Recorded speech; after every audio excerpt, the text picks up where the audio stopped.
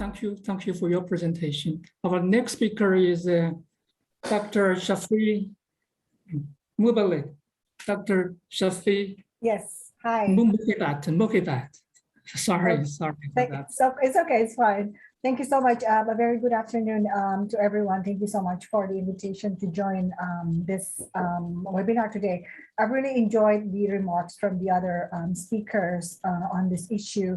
And I'd like to begin by, briefly discussing that, basically, I think we all agree that information sharing and maritime domain awareness are at the heart of contemporary maritime security agenda. And previous speakers have mentioned that MDA is about having comprehensive position and intentions of all actors at sea in the given area of interest. And this activity, in general, requires compilation, correlation, and fusion of surveillance data collected from different diverse sources, satellites, radar, and so on. And basically in Southeast Asia, promoting MDA has become an increasingly high priority for many Southeast Asian states.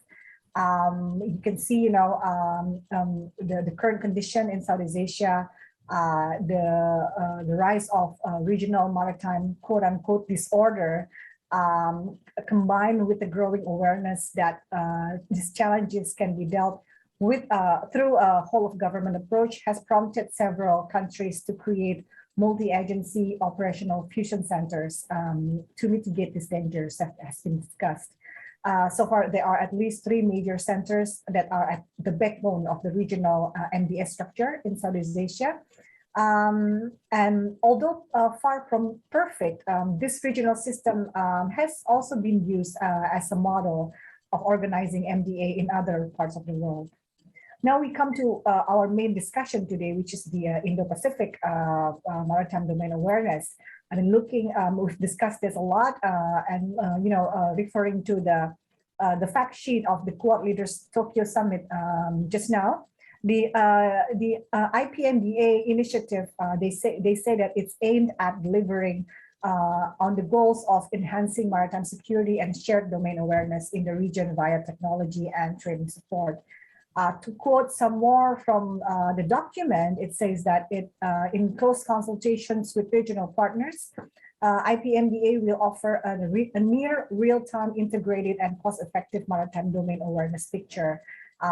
This initiative will transform the ability of partners, they mentioned in the Pacific Islands, in Southeast Asia, and in the Indian Ocean region. So these are some of the things that are included in the documents and some of the things that we already know from what is described as IPMDA. I think as this is a new initiative, it's still very difficult to predict the outcome and how it's going to go. It may take some time to see any result or impact if indeed it is implemented quickly. So I think it is, for me, it's difficult to answer some of the questions raised by this webinar. There are still very limited details given, other than those that are published after the Tokyo Summit, which was on the 24th of May.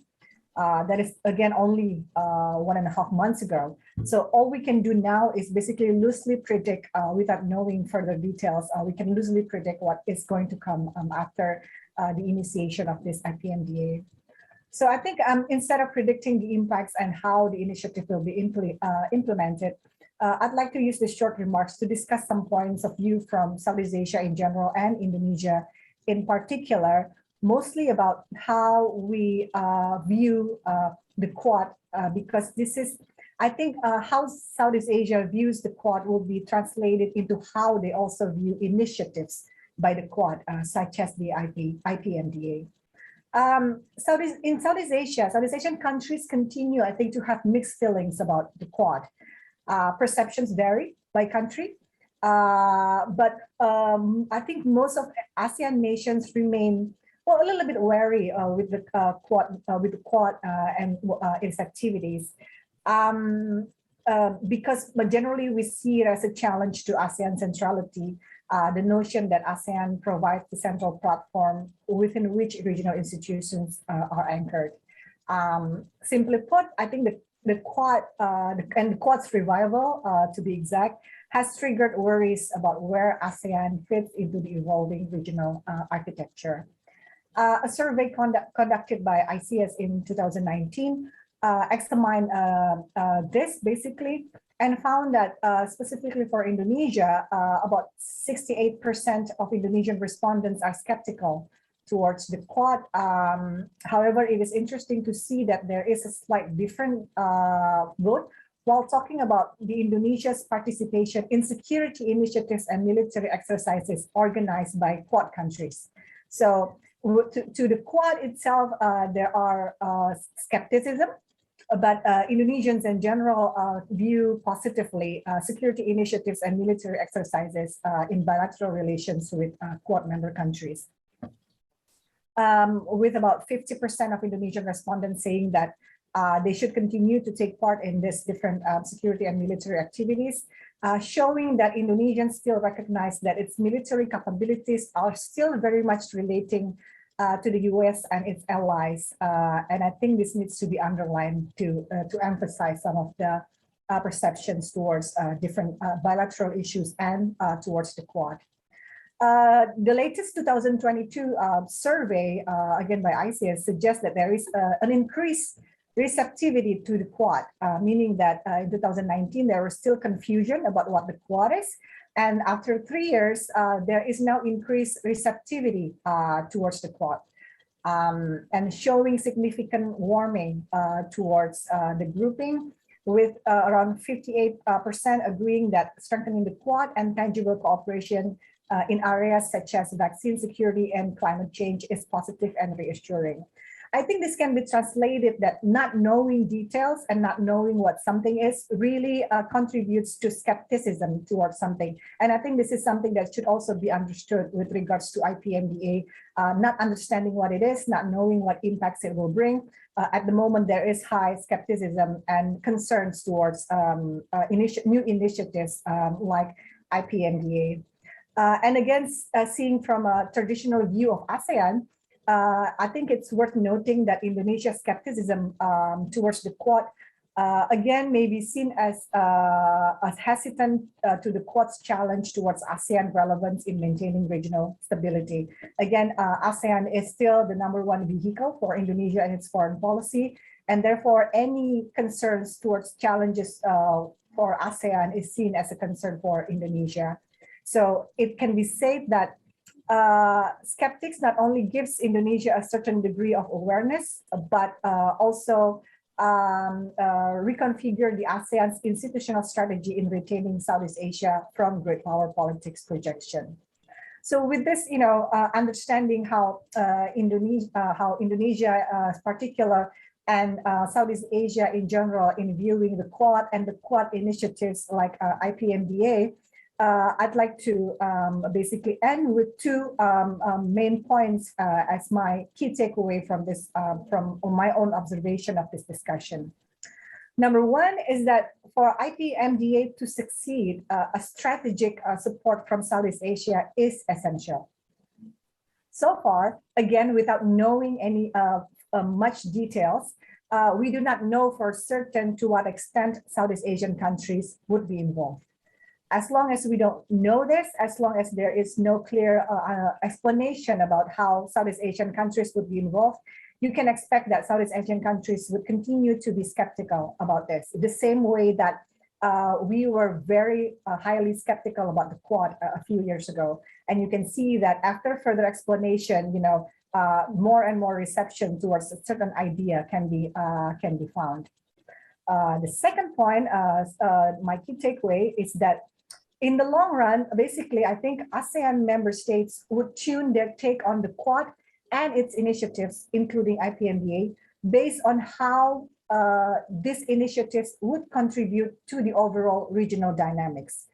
In this regard, of course, the great power rivalry, the US-China competition. If we see Quad and its initiatives as contributing negatively towards regional stability and security, of course, we would continue to be skeptical and not offering support to it. But if we see, but this is not limited to only Quad. if we see any initiatives, be it coming from the US, be it coming from China, be it coming from Japan, other names, it could be Quad, it could be AUKUS, it could be anything. If we see this as initiatives that contribute negatively to regional security and regional dynamics, then we would continue to be very skeptical and not offering support. So I think these are the two main points that I can sum up from my observation in how Southeast Asia view Quad and how Southeast Asia view initiatives by Quad such as the IPMDA. I'll end my remarks here. Thank you so much. Thank you, Doctor. Thank you for presentation about the Indonesia in particular and Southeast Asia in general, the attitude toward Quad, and also your future prediction about the IPMDA. I just have one question, just to clarify. You mentioned that not details knowing or reading about how the MTA will be implemented. But according to the report that Biden administration will soon consult with the regional governments. Any progress about that? Not yet, at least not from an Indonesian standpoint. So we don't see any progress yet in terms of the information that we receive on this issue. And basically, it is something that is not very much discussed in Indonesia yet. So regarding Indo-Pacific, what is currently being highly discussed in Indonesia is actually the Indo-Pacific economic framework. That is taking a lot of attention from the Indonesian general public, but IPMDA not so much. So it's basically because we don't know what it is. We don't understand what the implications are. And I think that's my emphasis here, that as long as we don't know much about it, there will remain to be skepticism. Okay, thank you, thank you. Okay, our next speaker is Mr. Andrew Chap. He is a British Academy postdoctoral fellow. It's your turn. Thank you. Thank you, Colonel Wang, and also to Captain Tien for the invitation, and to my fellow panelists for their really thought-provoking presentations so far. Also, vote of appreciation to CD and Sophie and everybody behind the scenes for putting this really interesting event together. I think it's very important to be talking about these types of developments, and this is a really great platform for that. So overall, I think maritime domain awareness is quite clearly increasing as a general trend, just general human awareness of the maritime space. And this has actually been key to the PRC's advantages in recent years as it's advanced its strategic control in the South China Sea dispute. Just look at the importance of the China Marine surveillance fleet as they emerged in the mid-2000s to China's later efforts. Everything really depended on knowing something about what was going on in the maritime domain.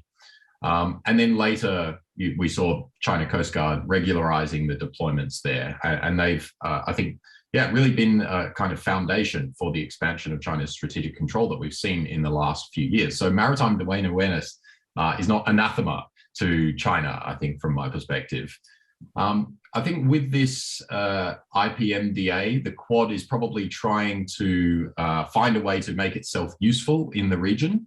It's probably trying to draw on its particular strengths in this area of maritime domain awareness, as well as its sort of a reputation for being a grouping that's set up to counter China's strategic advances in order to offer something that to the region in terms of maritime domain awareness. The Quad obviously faces major disadvantages in the strategic competition in the region, the overall strategic competition, because its economic offer can't really compete with the PRC's economic offer at this point in time. So that's where I see the IPMDA coming from, and where it goes to, as the other panelists have alluded to, is really quite open-ended and something to watch. However, I don't think maritime domain awareness in the region is all about the US or even about the US and China or even about the Quad. Professor Sakabe Mori has already alluded to the Japanese Coast Guard's extensive existing maritime MDA initiatives. And I'm going to argue that Europe is also a significant factor as well that we haven't discussed yet. And when I say Europe, I'm referring to both the EU and the UK now that it's outside, that has left the EU. I think the evidence that Europe and the UK are taking an increasing interest in this area is quite substantial. We've seen strategic documents from the firstly from several EU member states, Germany and the Netherlands, released these Indo-Pacific strategy documents. And then somewhat unexpectedly last year, the European Union itself released 2 Indo-Pacific strategy documents, including some interesting language about maintaining a meaningful naval presence. So on the one hand, it's got that naval element, but in contrast, in quite a sharp contrast to the United States Indo-Pacific strategy, the EU's strategy had a very heavy emphasis on cooperation. In fact, the title of the documents was the EU Strategy for Cooperation in the Indo-Pacific. It had a heavy emphasis on economics, EU relations with regional powers, which include China, as well as global governance, and especially ASEAN, to go to Professor Nguyen's and Professor Mubaly's points about the need to maintain ASEAN centrality. It seems that the EU is acutely aware of that and actually sees ASEAN as central to its own Indo-Pacific strategy. Most relevantly to the discussion here, the Indo-Pacific strategies of the European Union highlighted an expansion of the EU's existing maritime domain awareness project. It's called the Critical Maritime Route Wider Indian Ocean, or CRIMARIO project. It's primarily about capacity building, training, information sharing, incident reporting, interagency coordination, these types of things. And the strategy documents that we saw last year flagged an expansion of this CRIMARIO maritime domain awareness project from the Indian Ocean, where it was already happening, into Southeast Asia and the South Pacific. So I think this is quite significant because it's a major expansion in the area in which the EU is working on these maritime domain awareness projects. And also to Jojo's point about complementarity and inclusivity, the EU's Indo-Pacific strategies have had that heavy emphasis on global governance and multilateralism that suggests that this type of initiative wouldn't necessarily be exclusive of China, and particularly the global governance issues around IUU fishing, maritime commons and the like. The EU would show a strong recognition of the necessity of involving China in those processes of trying to combat the major multilateral challenges. The strategy also went on to say that the EU wants to cooperate with partner navies, I'm quoting here, cooperate with partner navies and build their capacities where relevant to establish comprehensive monitoring of maritime security and freedom of navigation. So with the last bit of language there, freedom of navigation, it's obviously trying to emphasize this openness and cooperativeness, but it's also linking into the EU's strong support for the UNCLOS regime, the UN Convention on the Law of the Sea regime, and that really does put the EU against China in light of the 2016 arbitral ruling. This has been backed up by some naval deployments as well, some of which were already happening. France has maintained a relatively strong naval presence in the Indo-Pacific since around 2014, or maybe even before. The UK Navy has been showing up at different times, particularly since 2018. Sent the aircraft carrier to the region in 2021, and Germany did its first transit through the South China Sea, the 9-dash line area that marks China's ambiguous claims, first transition through that area since 2002. So this talk that the EU is putting out there about its ambitions to be a strategic player in the region do have some kind of substantial backing. 2 minutes, okay. So just a quick word about the reasons for the Europe's increasing engagement with the Indo-Pacific. I think number one it's been sparked by Trump. So the geopolitical tensions that have arisen as a result of Trump's trade war, as well as the evident sort of uncertainties around the US's conduct, the unreliability of the US as an ally, and the heavy military emphasis on the US's in the US's own strategizing. I think all of these have fed towards an EU desire to offer a more normative alternative that's based around global governance and competition and sort of healthy economic competition, as well as that strong support for the maritime rules-based order as expressed in the UNCLOS. I think secondly, it's of course about the rise of China. It's about China's capabilities to potentially threaten trade routes. Now, we can argue over whether this is a valid fear or not, but it's quite clearly there in the EU strategy documents. And I think it's quite striking that the strategy documents, which seem designed to contrast with the US's position on many of these regional issues, actually explicitly talk about a concern for the EU's commercial shipping routes. So if China is not a threat to commercial trade routes, this is evidence that it has been unable to persuade the EU of that on a strategic level. And the EU has also obviously been concerned, as I mentioned, about the flouting of the international maritime law as expressed in the UNCLOS, very important to Europe in particular, as well as the UK. And then a third factor, I think, in the EU's Indo-Pacific strategy has been the rise of the Indo-Pacific concept itself. It's an example of where the concept basically leads to strategic action, because Europe was already present in the Indian Ocean, but then when the Indian Ocean becomes part of the Indo-Pacific, it draws the European strategic focus eastwards. And I think that's what's happened. That's what we see in these developments that I've been talking about, the strategic documents and the maritime domain, the expansion of the maritime domain awareness project. So with that, I'll leave it there, and hopefully we've still got some time for questions. Okay, thank you. Thank you, Andrew, for your presentation introducing EU's attitude toward Asia Pacific, especially EU's increasing attention to the areas, and also the expansion of EU in terms of maritime security and maritime domain awareness capability building. Thanks for that. Our final speaker is Dr. Yan Yan.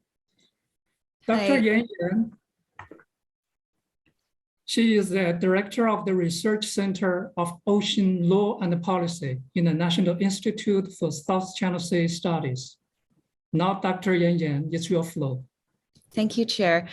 Since I have only 4 minutes left, so I try to focus and straight to my points. Well, basically today I have 3 points. And first of all, I would like to talk a little bit about why I think the IPMDA initiated by the Quad is a security challenge to China. And second, my point is whether the IPMDA will provide a chance for the US Coast Guard for another excuse or platform to enter the South China Sea. And my third thinking is what the South China Sea regional countries, us and Southeast Asian countries, China, can respond to this IPMDA. Well, these are my 3 points that I wanted to talk about. So first of all, I do agree with many of the speakers previously already said that the MDA itself is not a thing targeted at China. Well, I do think so, because I think this the MDA, Maritime Domain Awareness, is the reaction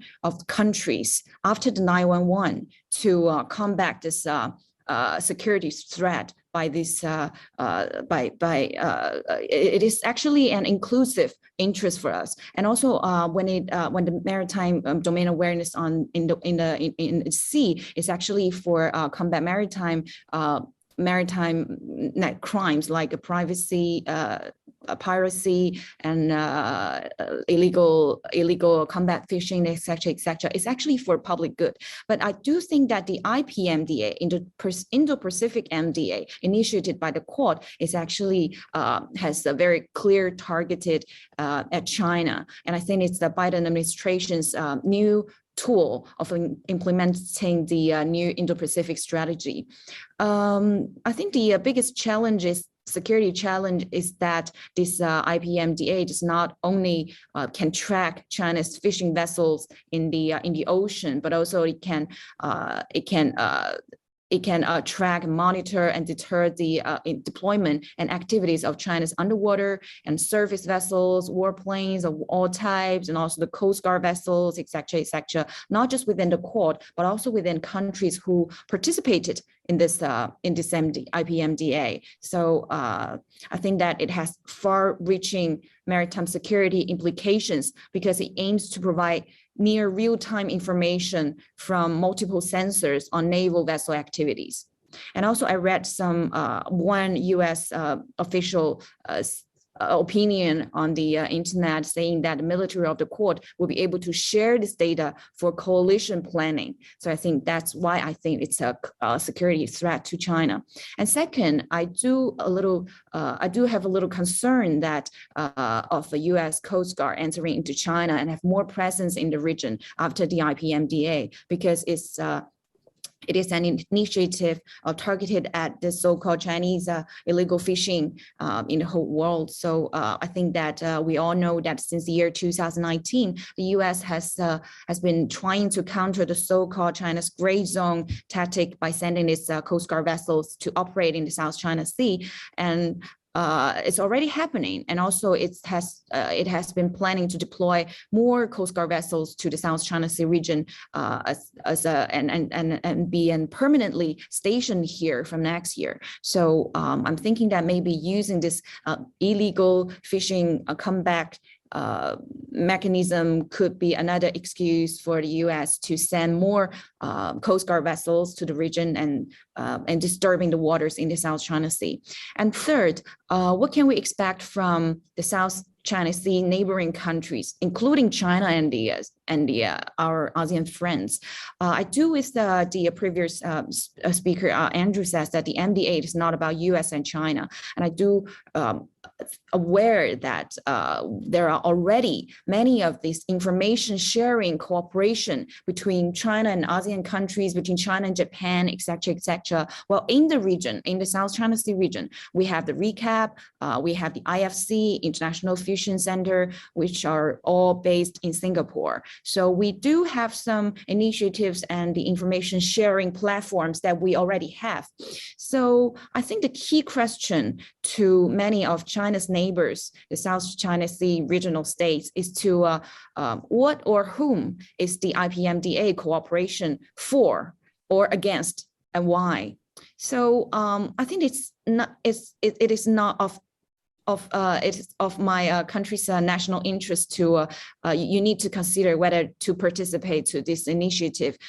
You have to think about whether it will provoke China. I think this is the thing that's in my mind. So my suggestion or my thinking is that for the South China Sea regional states, we can in order to share information for combat maritime crimes, for inclusive maritime interests, and for this common interest, we better stick to the information sharing platform that we already have, most of them based in Singapore, and also under this 2002 Declaration on the Conduct of Parties, the DOC, we do have many areas to explore to continue our maritime cooperation. And that's what I'm thinking in my mind. So to save some time for discussion, I will stop here. Thank you. Okay, thank you, Dr. Yan Yan, for your presentation. Thank you. Now, let's begin our moderated discussion. So first, is any panelist willing to comment on others' presentation, or you can simply just renew or add some new points to whatever you have already contributed. Thank you. I have a question, Colonel Wang. Okay, please. For my fellow panelists from Southeast Asia in particular, what would be the response to the EU initiatives that I was mentioning? What's the risk of duplication? As Dr. Yan's already mentioned, there and other panelists too, the existing maritime domain awareness projects in the region are quite significant, and so is the EU joining this this type of game that's already out there in the region? Is that going to be welcome, or is it going to be seen as the EU trying to, as I said before about the Quad, make itself useful? Andrew, if I can answer the question, Captain Martin, I was part of Crimario 1 when it started, and I attended the closing ceremony in Kenya, Mombasa, when they launched Crimario 2. I find that when it comes to domain awareness, many security agencies want to play the role of the mall cop. You know, why I say mall cop is looking at the screen and seeing everything like a cop on the mall, but not realizing what they're watching. But everybody want to have that feel good of everything they can see. I'm more interested in analysis of what you have. It could be a historical data, but at least you have an analysis. And I don't find analysts in the law enforcement agency or the military when it comes to MDA.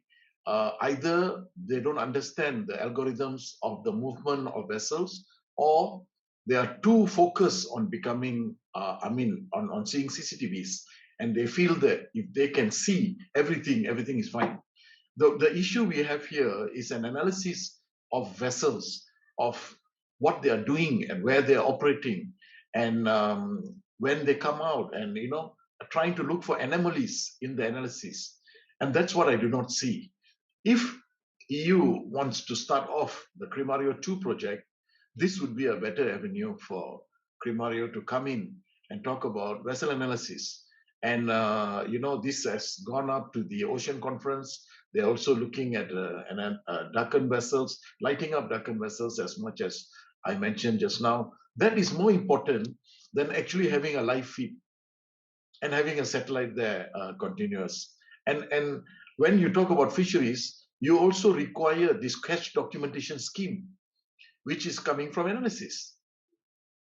You see? So it is required. Analysis is required, but unfortunately, I do not see analysts when it comes to MDA. Thank you.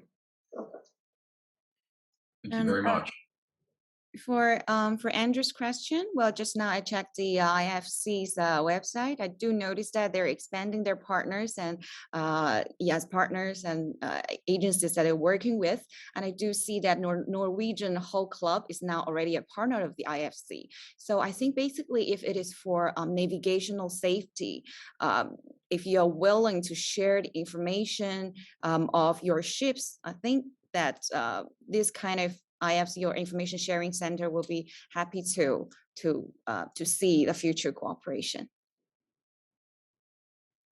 Okay. Thank you. Just to respond to the question in general, good afternoon again to everyone. For me, the way I see it, I think any maritime domain awareness initiative may it be coming from EU or the European Union or any from Quad, as long as it tries to be inclusive in that sense, would serve as a public good in the region, in the Asia-Pacific region. And it's supposedly it should be inclusive in a sense that it does not, to a certain extent, exclude any country or single out any country for that matter. I think that's okay. I think it will be very palatable to countries in the region and even to Southeast Asia, because it does not create any kind of suspicion or anything to that effect. So I think that's my response. No, the problem only with the initiative of Quad with regard to IPMDA is, it's not as if it's something very suspicious in some ways, because it does not include one country which is very big in the region, which is, it makes other countries, like for example my country, a little bit more not so comfortable about these things. And we know, and it's really a fact, that there's such a thing as competition and rivalry between the United States and China. And we know for a fact as well that the Quad is being led by the United States in the same manner that NATO is being led by the United States in the European side. So I think that's my take on the issue, and to answer the question in a general way. Thank you. Thank you. Thank you all. Yeah, I have a small comment and questions also for Andrew. My comment is like actually when we're talking about illegal fishing, I think the first step is we have to admit it's a very complicated question. They have. I would agree. I'm sorry. I would agree with you. It's a very complicated. It involves a lot of issues for domestic reasons. It's not very simple. Like we even don't have a very certain data standard for which the fishing ship come from, like belong to which country. It's really so. So I think probably let's start from the beginning. Let's discuss. Let's send a regulation. Let's send a basic standard from the regional, bilateral or multilateral regional discuss. I think that's very important. Like we bring the things to what real it is. And I also have a question for Andrew.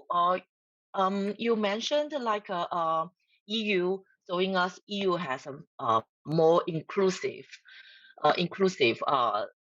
idea about maritime cooperation in the region. So how about your UK standard? We know UK have very long history with the region, and it's a part of Five Eyes. Also, it's a part of the AUKUS. So UK standard is more close to the European Union standard, or more close to the Quad standard. Thank you. Answer very briefly. The UK's has not released an Indo-Pacific strategy as such. Last year it released an integrated review of defense, security, aid and development policy, basically a review of its foreign policy stance. And there was no discernible strategy in there. There was no emphasis on cooperation, for example. I mean, there was an emphasis on cooperation, but then there was also sort of strong language about maintaining, naval presence in the region, etc. And I looked through the integrated review actually just before this event and looked for maritime domain awareness, and that wasn't actually featured. So this is probably a space to watch. I was thinking the UK might, as a member of AUKUS, might feel even somewhat left out as not being part of the Quad's new maritime domain awareness initiative. But we'll have to watch and wait and see. All I can say is that the UK's strategy is some way off, I think, being sort of clearly articulated. So any other comments? May I? Yeah, please. Yeah, thank you for your comments and presentation. It's interesting to me to know about the each country's perspective on IPMDA, and I am very much impressed by the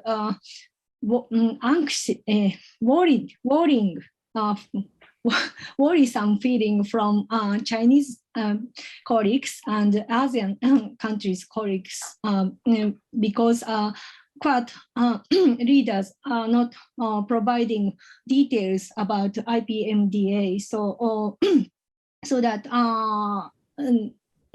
the Quad leaders need to clarify how the ASEAN will be involved and why China are not invited in this initiative. So I'm not government.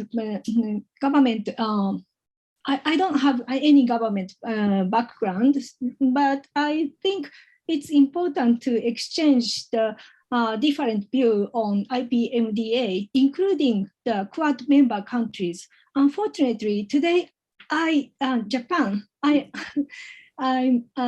as a Japanese representative, I am only one Quad member countries participant. It's unfortunate. You should know about the other Quad member countries' views on IPMDA. So it's unfortunate for me to, I can't see the Australian and the United States and Indian participants to this webinar. It's important to exchange the different view because Japan, I believe that Japan is hoping to mitigate US-China rivalry in this region. So Japan and the ASEAN country don't want to see any clash of the US-China US-China relationship in this region, especially in the maritime domain. Although Japan has the difficult maritime dispute with China, but it's still manageable. So it's important to invite the United States and Australian and Indian speakers to this webinar. So my question is why they are not here? Thank you. Any response from other panelists? If Well, I may say something as well. Go ahead. Go ahead. You want to go ahead, Martin? No, I'm just very brief. I don't have an answer to that. And I think colleagues from the organizing committee would have a better answer of why. Maybe they were invited and didn't come. But I think I would like to second what Aki was saying is that clarifications about this initiative, I think it's very important. And if you can hear from the comments from the other speakers, from me as well, the concern is not necessarily about where this initiative come from or who's in it, but more on the concern is about what it entails, what impact it would bring, meaning that we can't really predict that due to the limit of the information that we have. So, and that's why I said also, if similar initiatives come from any other countries, I think the responses from Southeast Asian countries would be also similar. So, and in a way, at least from speaking from a Southeast Asian perspective, we don't have a problem with the emphasis on MDA. MDA has always been at the heart of maritime security in Southeast Asia, and we support basically anything to complement our effort in this regard. The concerns I think that we have is that because with the limit of details and information, there is our inability to actually predict the implications and the outcome. That's the problem. Sorry, Martin, over to you. No, I was just, I agreed with you as well. It's just that perhaps the organizers of this discussion would first want to listen from ASEAN before extending to Indian Ocean or Pacific members to provide their comments.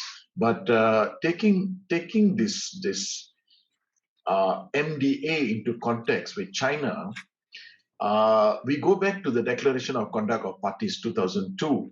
If you look at the 2002 DOC, you will see that there's a paragraph 6 which talks about cooperative measures ASEAN and China can take on law enforcement and all the other stuff, which has been going on for more than 20 years and so many activity areas. MDA is also part of it. So Southeast Asia is not alien to this word MDA, and I also feel that we shouldn't jump every time the Quad make a statement because they're good at making statements. So we shouldn't get undue worried about it.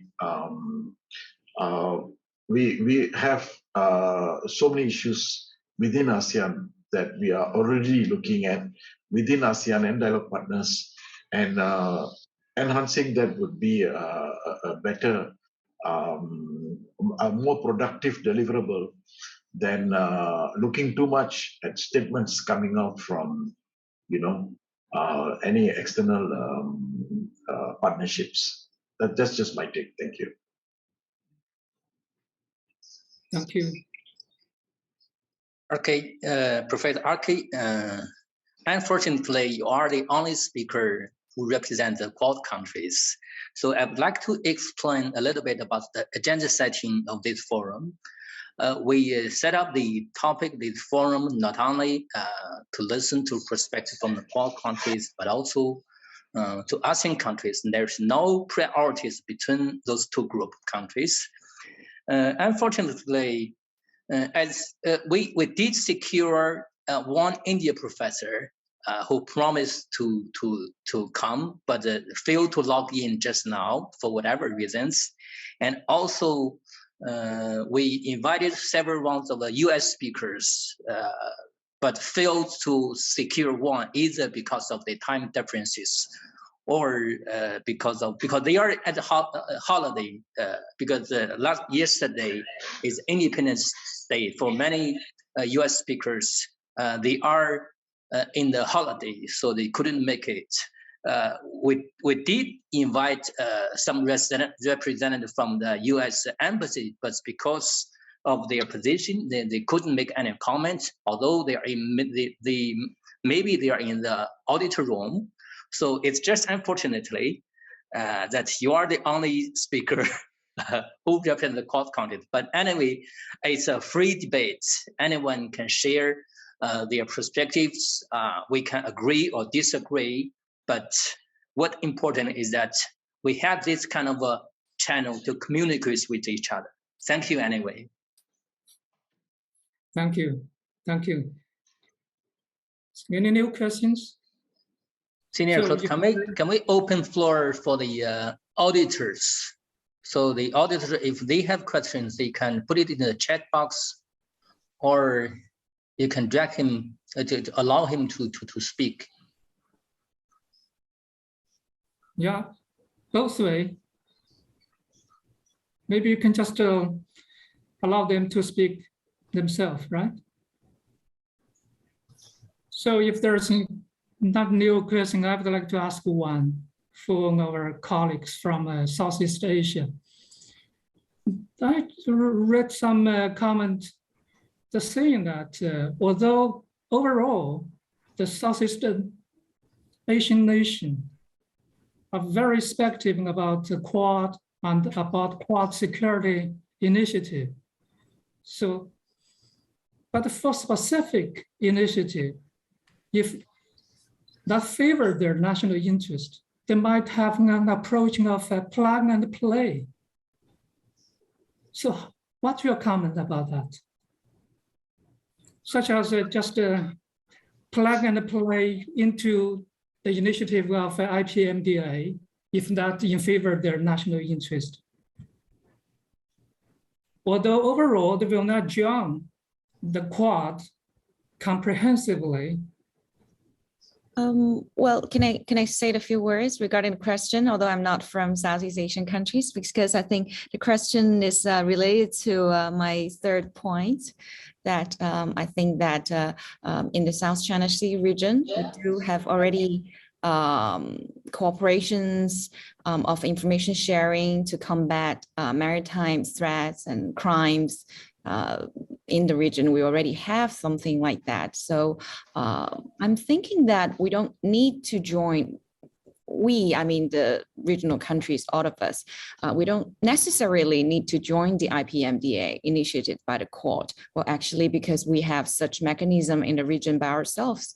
So I'm not sure whether that is the answer, but maybe my Southeast Asian friends have your different thinking, but that's just my personal thinking. Okay. Thank you, Dr. Yan. Thank you. Thank you, Chair. Can I say a few words about this? Okay, please. Well, actually, the Vietnamese official standpoint is that any arrangement that need to contribute to the regional peace and stability and respect for international law. That is the official standpoint of the Vietnamese government, as I know. But my own opinion is that the sensitivity of all regional countries should be taken care of by any security arrangement. It should be inclusive. And as I mentioned, that the interest of all the stakeholders should be taken care of. And if it's focused on only the United States and some of its allies, then it needs to handle things very carefully, because one of the consequences is that it can easily lead to tensions or misunderstanding and even arms race. So that is the consequence. That's why I promoting, ASEAN centrality, because one of the principles is that it's inclusivity and comprehensive cooperation. Well, with regard to the IPMDA, it is very new, and I'm not really sure what it is included there. As far as I know, it involved coordination among some of the fusion center in this region, and I haven't known of any fusion center except the one in Singapore, if I'm not mistaken. So I think it's very nascent initiative, and to comment on this one would be too early. The one that we have more information is the EU initiative, the CRIMERIO. The CRIMERIO, it has been there for the past few years, and the European Union is promoting it to a lot of countries in this region, and also to Vietnam, because the information about CRIMERIO is all over the internet right now. So I think that as to this moment, I haven't known of any decision by the government or any organization in Vietnam that subscribe to these information data. So I think that everything is, very early period right now. And in the case of the IPMDA, that is already a concern. So we are really need to think twice and to act very carefully when we consider, any cooperation. Thank you. Okay, thank you. Thank you.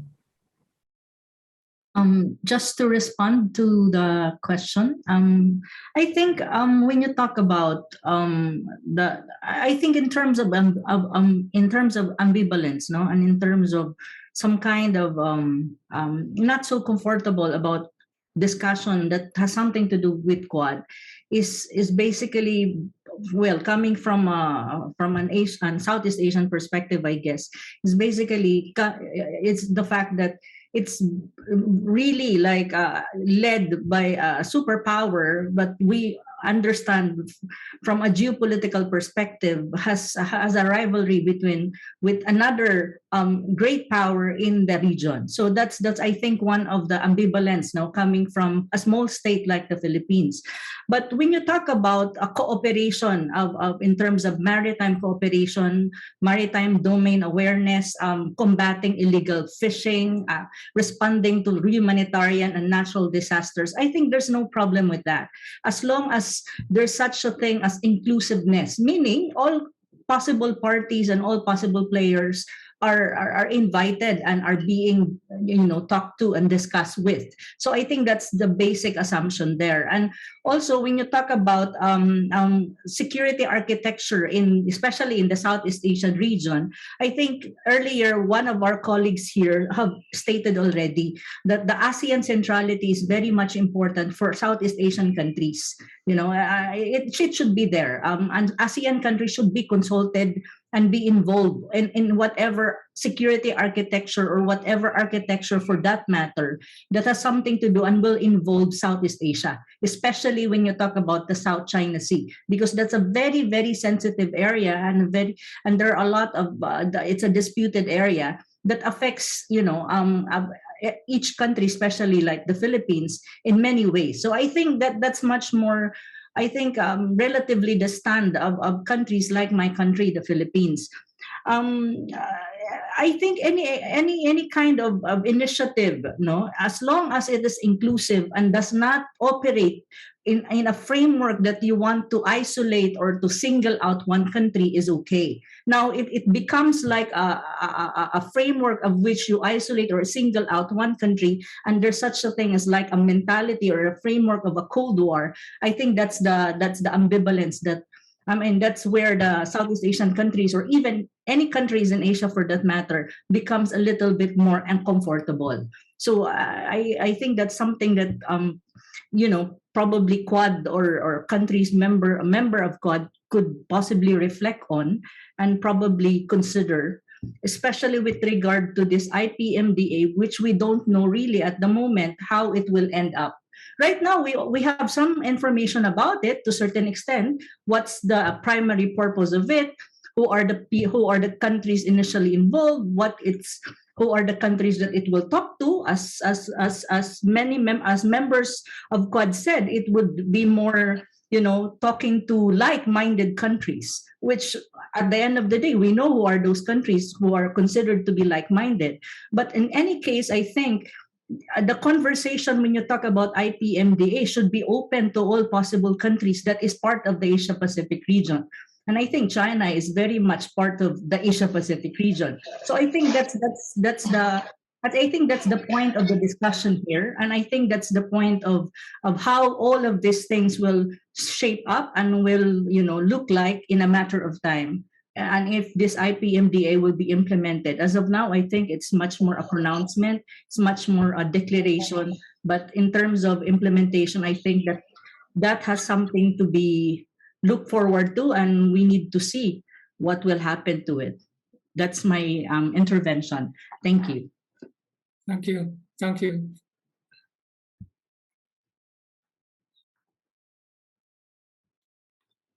So if there's any new comments or questions, so let me just say some words. In today's discussions, all the panelists provide their insight on the issues of IPMDA from the perspective,